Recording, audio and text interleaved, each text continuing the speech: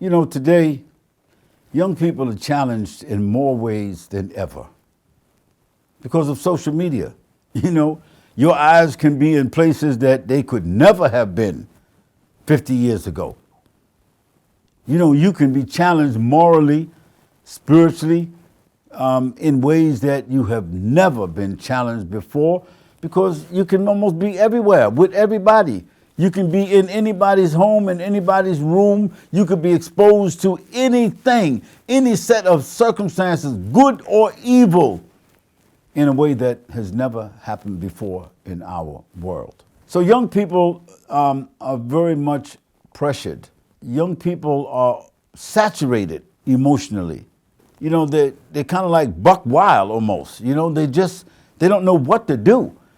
You know, good young Muslims, you know, at the end of the day, they're just sitting someplace drinking coffee. They're not doing nothing wrong, but they're wasting their time because they don't know what to do. Or they move up a notch.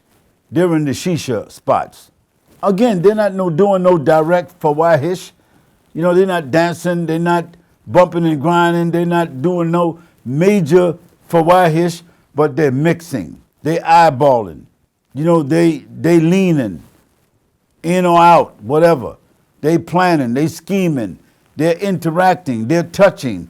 You know, they're doing whatever people do in those kinds of dark, socially relaxed environments where men and women is sitting together across from each other and they not married, they sitting with friends, and all their emotions and everything, sensual perceptions is turned up to 9-10. So what can happen? Many things happen, and it's a setup, because most of the time after they blow the smoke and sit down and joke and watch the screen and get in their cars and go somewhere, they go on and move into another level of haram. That's the second step. Others, they in the third step. I call it like the yellow, the orange, and the red steps. You know, the yellow, that's just they sitting someplace wasting their time. They ain't doing nothing constructive. They're not doing nothing really wrong, but they don't want to be home by themselves. So they go drink some coffee with they cool out with their friends or whatever the case might be. Sisters sitting on one side, brothers sitting on another side. So they still trying to be, you know, kind of like following the Islamic protocols to a certain degree, because in their houses they would be by themselves. And who wants to be by themselves? I mean, young people is not inviting young people to their houses and cooking for them and talking about projects like a seminar or like a workshop, or talking about some project. I mean, come on, that's too square. They're not going to do that. So what they're going to do? Meet me at the coffee shop. All right, you're not doing no direct haram, but sometimes you're wasting your time. That's yellow. Others is in the orange almost every day. I'm talking about the imam's son, the super Salafi or super Sufi or super Sunni sheikh's son, daughters. They in the places, the shisha joint, blowing the smoke. First of all, wasting their money. They paying for the shisha, wasting their money and blowing it up in the air. They're sitting in a provocative environment they should not be sitting in, you know, leaning in, talking, winking, sliding, profiling. Y'all know what I'm talking about, so don't be trying to act like, you know, you don't know what I'm saying. That's what you're doing. So that's like orange. Yeah, you know what I'm saying. And when y'all leave from there, y'all leaving, a lot of you, into a more deeper level of centralization and provocation and other kinds of things. And I'm not making no judgment. I'm saying that this is what it is. And you can't act like I don't know, because even I'm an OG, but I be there. I pass through those places so I can see you. I can shake your hand. I can give you some words, because the other shuyukh or students of knowledge, they just too pious. They too knowledgeable. They too protected. You know, they just on a different level. They're not going to be passing through, seeing you in those kind of situations, because they would be thinking to themselves, somebody going to say they should not be there. But guess what? I be there. The doctor sometimes got to make a home visit. So I passes through those spots and I be talking to you in different countries, in different cities. So I know. And then you move from the shisha, you know, which is a little bit more provocative, right straight to the club. Now, some of y'all is clubbing. bumping and grinding to the music, in the dark lights, in the corners, chilling. And you already know what you're setting up when you're in those spots. You're going to the club to rub, bump and grind. You might do it on a low because, Muhammad, Fatima, y'all don't want nobody to know that y'all bumping and grinding under those low lights and all that, but that's what you're doing. Many of you doing regularly, wasting your time in an environment you're not supposed to be in, crossing the lines, touching things you ain't supposed to be touching, looking at things and acting like monkeys and donkeys and doing all kinds of stuff, because the music is on. What you gonna do to the music? You ain't gonna stand still. So you in a place which is kind of like the hellfire. This is like the vestibule of the hellfire. That means like when you go to a movie house, you go in where the popcorn and all that is at, that's the vestibule. That's the entry level before you go inside to see the movie. So when you in that club, you in the vestibule. Next stop is what you're going to be doing that people do who go to the hellfire who want to be punished. Now, many of the young Muslims today at 7 o'clock at night, I don't care whether it's Mecca, I don't care where it is, the most religious places and the young people who are the daughters and sons of the most religious people be in these three spots, 7 o'clock at night, drinking coffee, smoking shisha, or bumping and grinding.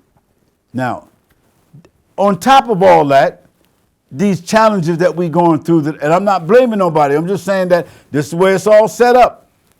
The social media is set up to prepare you, to provoke you, to sensualize you, to make you feel and incline you and motivate you towards these places.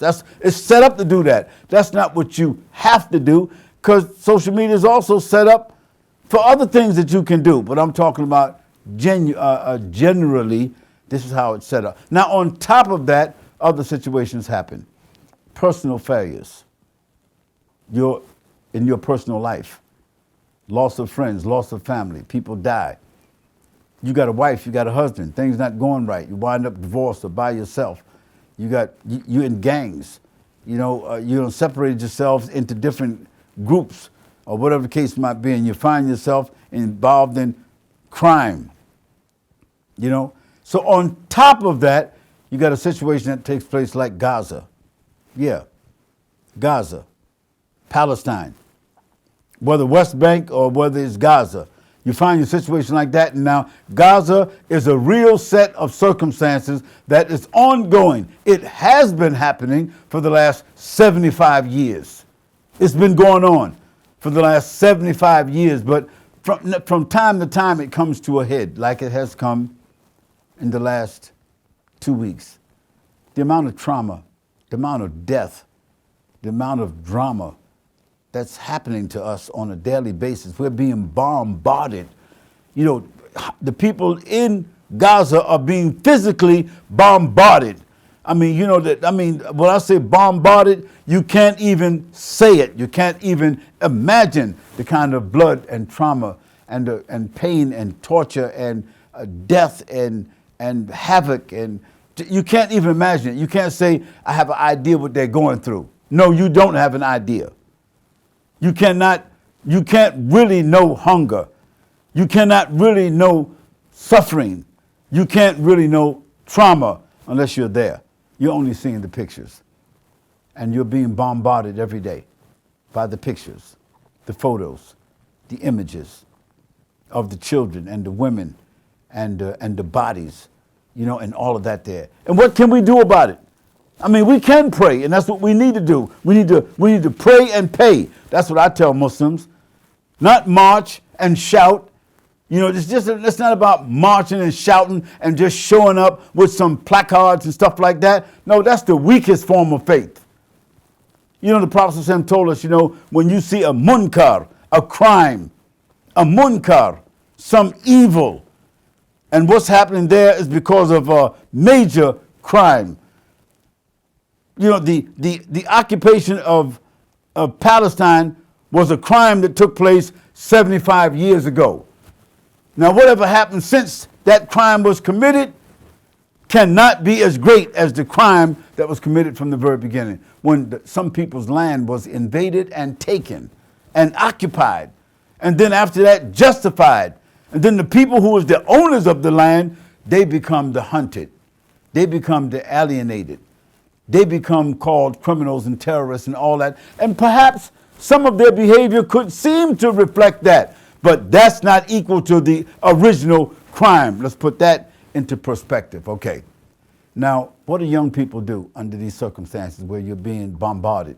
Every 2 or 3 images that you look at on social media is children, bodies. And I mean, like, you're talking about maybe 200 a day. Innocent people, women, children, babies, bombs, bodies mangled. You know, bodies not even found, just blowed up, splattered. All you can see is bones and blood, and those bodies that are still intact, you know, wrapped every day and laid on the street because people don't even have time to bury them. They're dying so fast, the bombs. So what do we do about that? How do we live? How do we sleep? How do we deal with that trauma? What do we do about that? Well, some people are marching, some people are shouting, and that's the weakest form of faith. That's showing that, hey, yo, we here, we with you. It's a crime.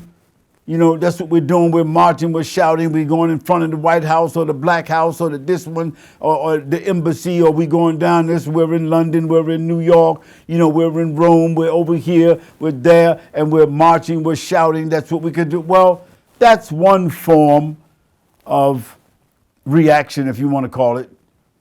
That's one form of support, if you want to call it.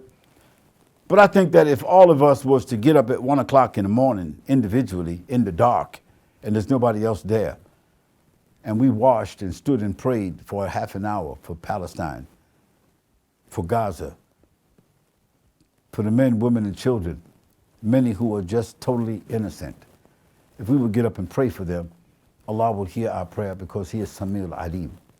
He will hear our prayer, our individual prayer. We don't have to be marching with 10,000 people, 50,000 people, 100,000 people. That's easy to do. But getting up at 1 o'clock in the morning and making a special prayer, Allah subhanahu wa ta'ala, He will hear that prayer of that single person. And that single person who is sincere, that single person who is clean-hearted, that single person who cries to Allah, Allah may answer them before He even answers the people in Gaza themselves. We don't know. We don't know whose prayer is better than others. That's one thing we can do. And Allah, He answers the prayers of young people faster. A young, clean, sincere, honorable young person who has integrity and really loves Allah is the ones that should get up 1 o'clock in the morning and pray. The rest of us should pay. If you see 10,000 people marching, think to yourself if each one of them gave $100. You can do the math. If all of us prayed and said, we prayed individually, 1 o'clock in the morning, and each one of us go to the ATM and take out $100. I know $100 might be a lot to some of us, but it's nothing to many of us. But are we praying? Are we paying $100 every week? No. You drinking your Starbucks coffee? You know, you eating your shawarma? you know, you going to your McDonald's? You know, you got your nice watch. You got your nice phone. You paying for this, you paying for that. You got all kinds of things that you're paying for. Are you willing to sacrifice some of what you're paying for and pay for Gaza, Palestine? Pay. For those that's suffering? Pay. Now, if you're not able to pay, then there's some nifaq there. You're just feeling guilty, and you think that you can just go get on the bus and march and shout. You're just silly. You're naive. And who are they marching and shouting and waving placards in front of? Embassies? Government buildings? Government officials who themselves are conspirators of what's going on? You think they care about your marching, shouting, and that's going to change something? It will not change anything. In fact, it's not even going to change policy. No, we have to come up with something better, more effective. You know, our Prophet sallallahu alaihi wasallam, we cannot say that what's happening in Gaza was of any higher level than what happened to our Prophet sallallahu alaihi wasallam. We cannot say that. That's not his reaction. He didn't deal with it that way.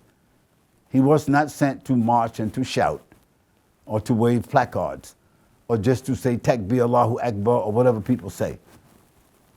No, our Prophet sallallahu alaihi wasallam, he planned. He started off with good behavior. And brothers and sisters, I just want to tell you something, that you can't distribute bad behavior in response to another bad behavior. Islam is not like that.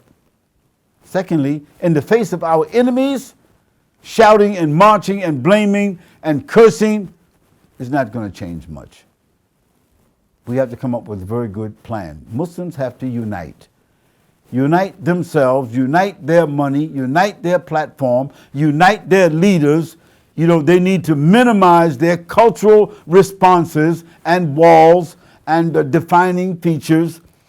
We need to promote our leaders to significantly, optimally join together and put a platform together. Verily Allah subhanahu wa ta'ala, He loves those who unite themselves in one solid wall, marsus, as if there was one solid structure. So you tell me, brothers and sisters, in the United States, where's the leadership? In Australia, where's the leadership? You know, in the Arab countries, where's the leadership? I mean, where are the religious leaders, the political leaders, the business leaders, the industrial leaders, the Muslim leaders? Where are they and how are they lined up together? They're not. So young people are faced with the dilemma of following who?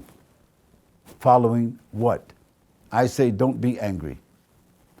And don't just blanket do things like curse the Yahudis. Our Prophet sallallahu alaihi wasallam, he did business with Jews. Some of the Jewish people are our allies, or they can be our allies. Some even may become Muslim. And there's nothing in Islam that tells us that we cannot interact with them. And even sometimes we need to negotiate with them. But you know, we're cursing all the Jews. We're doing that. There's no discernment. There's no discretion. No, in many cases, what Muslims are doing is just cultural reaction, historical cultural reaction with no discernment. And guess what? Non-Muslims are doing the same thing with us, with no discernment. They're not determining, they're not making a discrimination, they're not making an assessment of who is a real Muslim and who's not a real Muslim. They're just bombing, cursing, killing, all of us. And we, in our response, we want to bomb or kill or curse all of them. And Islam doesn't tell us to do that. I say that we have to be in solidarity with our brothers and sisters in Gaza, our brothers and sisters in Palestine. We have to be in solidarity with them spiritually and morally. But at the same token, brothers and sisters, we don't act the way other people act just because they did something wrong to us. If somebody did a criminal act against us, we don't do a criminal act to them. We're not a gang like that. We have our principles. We have our protocols. لقد كان لكم في رسول الله أسوة حسنة لمن كان يرجو الله واليوم الآخر وذكر الله كثيرا. This is what the Qur'an said. Our Prophet sallallahu alaihi wasallam, he's the one وما أرسلناك إلا رحمة للعالمين. He was a rahmah. All keep this in mind. Our Prophet sallallahu alaihi wasallam, he never harmed anybody. He said, لا ضرر ولا ضرارا. There should be no harming and no reciprocation of harm. So when somebody harms us, we need to respond to that, protect ourselves, advise them. We need to insulate ourselves. We need to do all of that. But we don't cause harm just because somebody harmed us. So brothers and sisters, I want to tell you that we live in very dangerous times where sometimes we're being led by unseen hands. situations that are happening in front of us, sometimes there are unseen, hidden hands behind crowds and actions that are being done. Sometimes what you're seeing is not just the people. There are other hands behind it, that are manipulating the circumstances. There are people who are pushing the buttons, and sometimes we are being called to do an act and we don't even know who the hidden hands are. We have to think, step back for a moment. We have to hold on to our dignity, hold on to our honor. The blood of every Muslim or any Muslim is more sacred than the Kaaba. That's what our Prophet ﷺ said. The blood of one Muslim is more sacred than the Kaaba. And so the Kaaba for us is a symbol. And Aqsa is a symbol. And we don't need to lose our lives. We don't need to lose our blood. And we don't need, to become martyrs just to save Aqsa. No. No, it's the lives of the people that's more important than that. And we know that from the surah called Fil.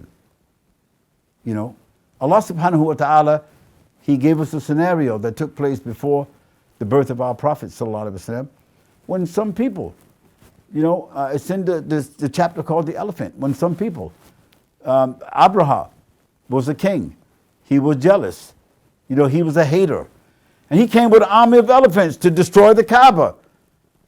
And the Prophet's grandfather, sallallahu alaihi wasallam, his grandfather, Abdul Muttalib, he was the patriarch of Mecca. And he was there to protect Mecca and serve the people. That was his job. And when Abraha came to Mecca to destroy the Kaaba, Abraha did not confront him. He could have. He's the patriarch of Mecca. We can't say he wasn't brave. We can't say he was punked out. No, he was wise. He was not a Muslim, but he was wise. So what did he tell Abraha? He told, Abraha, listen, you want to destroy this house? That house has its own Rabb. It has its own owner. Me, I'm the owner of these sheep and goats and camels, and my people, our sheep and goats and camels, we're going to take them up to the hill, and you do whatever you want to do. Subhanallah, look at that wisdom. He was not a Muslim, but he understood his own capacity, and he understood that that house has its own owner. And guess what, brothers and sisters? Aqsa has its Rabb. And Allah subhanahu wa ta'ala, He is able to protect His house or that symbol. We should be concerned about our belongings, our families, the lives of the people in that area, and the lives of other Muslims, and the lives of other people, brothers and sisters. And just for the record, brothers and sisters, there's at least 200 million people in our world today, right now, 200 million who are suffering. They're drinking dirty water or they have no water. They have no food or they're eating out of the trash, or in some cases they're just eating just rotten, filthy, anything they can eat. Muslims and non-Muslims, and we should be concerned about them. We shouldn't wait for an incident to happen when all of a sudden, all of us, we become social activists overnight. Now all of a sudden, all of us are social activists because of Gaza? No, Gaza should be our primary concern today. We cannot sleep. We can't overlook it. We cannot trivialize it. We can't minimalize it. It's not just gonna go away. But we can pray about that, and as I mentioned, we can pay about that. But marching and shouting day after day, how long are you gonna march and shout? How long can you sustain that? Is that what the leaders of the Muslims are telling us to do? Is that the solution? Are there some other things that we can do to improve the lives of Muslims and to unite ourselves, to have a more dignified alliance together global alliance together to deal with evil, amr bil ma'ruf wa nahi al munkar? Yes, there are. I just telling to the young people, do not trivialize what's happening in Gaza. Don't even argue with Muslims about that. Don't criticize our brothers and sisters in Palestine or in Gaza, or don't criticize, don't argue about them, about the situation in the public and amongst us. Don't do that. At the same token, we have to find ways and means to build our alliance, to join our hands and to join our hearts, join our minds in dignity, in honor, in strength, to gain leverage, to deal with the enemies of Allah subhanahu wa ta'ala, the enemies of Islam, because they are united. The people of evil are united, and they're developing resources against us. We have to be united, and we have to develop our resources against the evil. Amr bil ma'ruf wa nahi al munkar.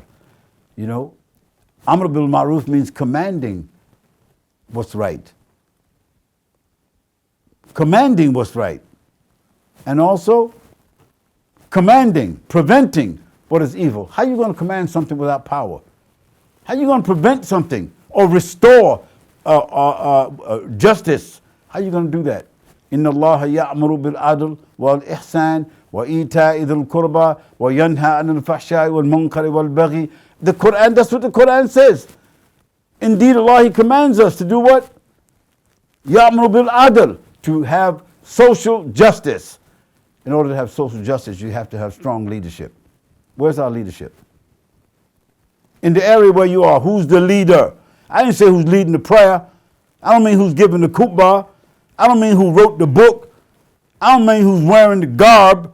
I mean who's the leaders, who's on the front line, who's going to be responsible for us, who is the example for us, who's putting it on the line, who's standing in the front, who's organizing, who are those who themselves have put everything they have on the line, and they are leaders for us, and they are with other leaders. Where are they?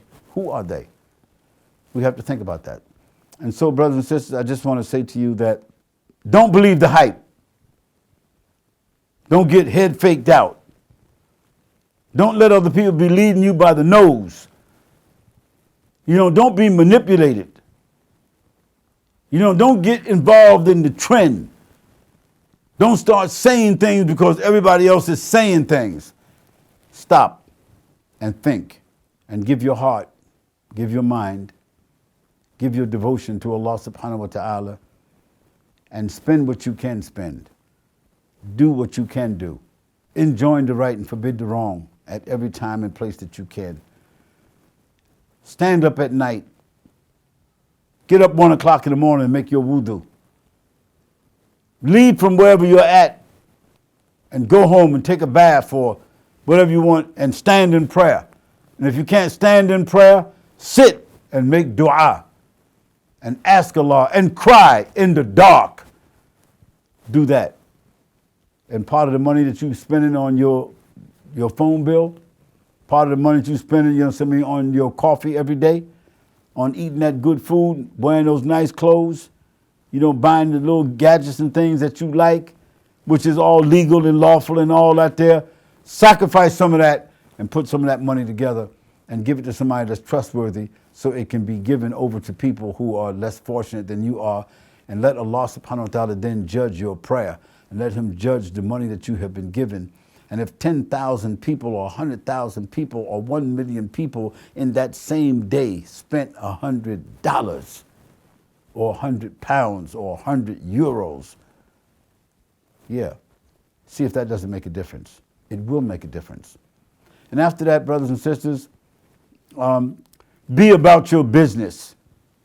Take care of your daily business. Be a good Muslim. Be an upright Muslim. And where you are, represent Islam where you are. And you will find sometimes that people in the place where you are who would normally think that Muslims are terrorists, Muslims are dysfunctional, Muslims are extremists, they'll find out that you, your family, your crew, you're not like that. You're courteous, you're mindful, you're sensitive, you're generous, you're not extreme, you're moderate, you're engaged in social services, You're a social activist, but you don't go to any extreme. And you're not only helping Muslims, you're not shouting and reacting to a Muslim cause, but you are doing something in the society, in the community where you live. There are elderly people who need help. They need some company. There are young people who are misguided. There are women who are by themselves and misrepresented. You know, there's all kinds of situations. There's hungry people, poor people, people living in the dark, people living under bridges, you know, people who are desolate, all kinds of circumstances. And our Prophet, sallallahu alaihi wasallam, he belonged to a group when he was like 18, 19, 20 years old called Hilf al-Fudul. Maybe you don't even know about that. Maybe the scholars are not even teaching about that. He was a prophet at that time, before the message came to him. He belonged to Hilf al-Fudul. So you should join some kind of activity to help the poor. And if you're a social activist and you're really concerned about people, there are things that you can do on a daily basis in addition to the support that you're giving towards Gaza. And may Allah subhanahu wa ta'ala have mercy on the people. May Allah have mercy and forgive those who have died innocently. May He give them what He has promised them. And may Allah subhanahu wa ta'ala help. Allahumma ansur al-Islam wal-Muslimin. May Allah, He help the Muslims. You know, may Allah help Islam and the Muslims. May He help them wherever they are. Because He's our Rabb. And He knows what we're going through. And He will help. وَمَنْ يَتَقِ اللَّهَ يَجْعَلْهُ مَخْرَجًا وَيَرْزُقْهُ مِنْ حَيْثُ لَا يَحْتَسِبُ وَمَنْ يَتَوَكَّلْ عَلَى اللَّهِ فَهُوَ حَسْبُهُ إِنَّ اللَّهَ بَالِغُ الْأَمْرِ. So, brothers and sisters, young brothers and sisters, take control of your lives. And don't be swayed. And don't be angry. And don't commit crimes just because other people have committed crimes or did wrong to you. Be careful what you say. Be careful what you do. Take care of yourselves, your family. Take care of, be honorable towards your friends. Be generous towards your guests. Be good Muslims. Take care of that 5 prayers every single day. Read Qur'an. Memorize Qur'an. Send salawat upon the Prophet ﷺ as often as you can. Say astaghfirullah rabbi min kulli dhanbin wa atubu ilayk. Say all those things. And be mindful. And be focused. And be sincere. And be clean-hearted. And be active. That's what you can do in the times that we are living in.